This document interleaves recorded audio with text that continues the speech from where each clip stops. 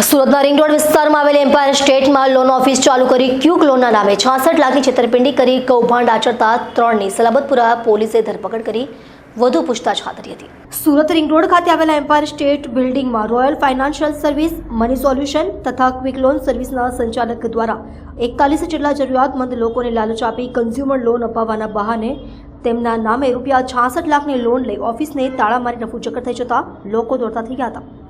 ठग टोळकी 41 लोगों साथे छेतरपिंडी करी फरार थई जता मामलो पोलीसमां पहोंच्यो हतो। सलाबतपुरा पोलीसे अंगे छेतरपिंडीनो गुनो नोंधी ठग टोळकीना 3 सभ्योनी धरपकड करी વધુ પૂછતાછ હાથ ધરી છે। सलाबतपुरा पोलीस स्टेशन खाते एक गुनो नोंधवामां આવ્યો છે।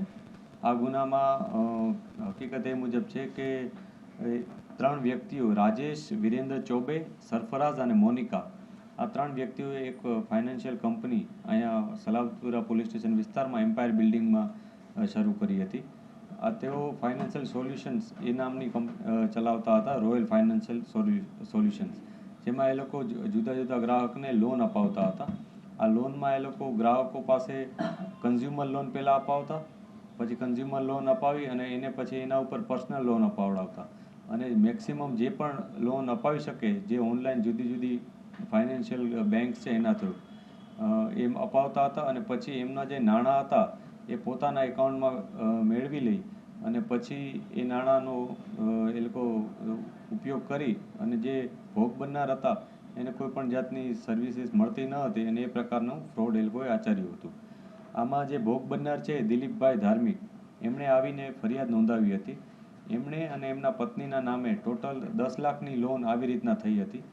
આ 10 લાખની લોનમાંથી 1 કે 2 લાખ રૂપિયા એમને પરત મળ્યા હતા, જ્યારે બાકીના 8 લાખ રૂપિયા આ જે ટોળકી છે જે ફ્રોડ આચરનાર એની પાસે હતા।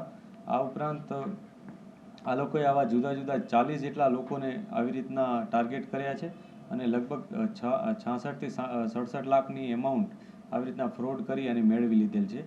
આમાં એ લોકો એક વિશેષ પ્રકારની એમો વાપરતા હતા કે જેમાં પેમ્ફલેટ એ લોકો વેચતા હતા। પેમ્ફલેટમાં એ લોકો પોતાની જે સર્વિસીસ છે એનો ઉલ્લેખ કરી અને લોકોને પોતા સુધી પહોંચાડતા હતા। એના સુધી જે લોકો પહોંચે એ લોકોને એ લોકો જે વરાછામાં એક અજય વાગડિયા કરીને છે, અજય ગુણવંતભાઈ વાગડિયા, એ ફોન બુક કરીને પોતાનું એક શોપ ચલાવે છે, ત્યાં મોકલતા હતા। ત્યાં એ લોકોને મોબાઈલ, એસી વગેરે જે ઇક્વિપમેન્ટ્સ હોય છે એ વેચવાના બહાને એમને કન્ઝ્યુમર લોન અપાવડાવતો હતો। પછી ફોટો પડાવી અને કન્ઝ્યુમર લોન માટેના જે એમાઉન્ટ હતી એ અજયના ખાતામાં જતું રહેતું હતું અને આ લોન પછી જે ગ્રાહક હતા એને કોઈ વસ્તુ આપતા ન હતા, પરંતુ જે વસ્તુ જે ગ્રાહકના નામે લીધી હતી એ વસ્તુ બીજા કોઈને વેચી દેતા હતા। આ બીજો કોઈ એટલે એમનો જ પરિચિત વ્યક્તિ જે રાજુભાઈ આહિર ઉર્ફે મામા કરીને છે એને વેચતા હતા અને એ રાજુ અન્ય કોઈ વ્યક્તિઓને જે સામાન્ય ગ્રાહકો હોય અન્ય એને વેચી દેતો હતો સસ્તા ભાવે। એટલે ફોર એક્ઝામ્પલ કદાચ કોઈ 70,000ની કોઈ વસ્તુ આની પાસે આવી હતી, પોતે 50,000માં વેચી દેતો અને પછી પોતે 4 જણા એમાં ભાગ પાડી લેતા। એમાં ગ્રાહકો પાસે લઈ જનાર વ્યક્તિઓમાં સંતોષ સિંઘ અને ગોપાલ કરીને ગોપાલ મીઠાઈલાલ ગુપ્તા કરીને છે।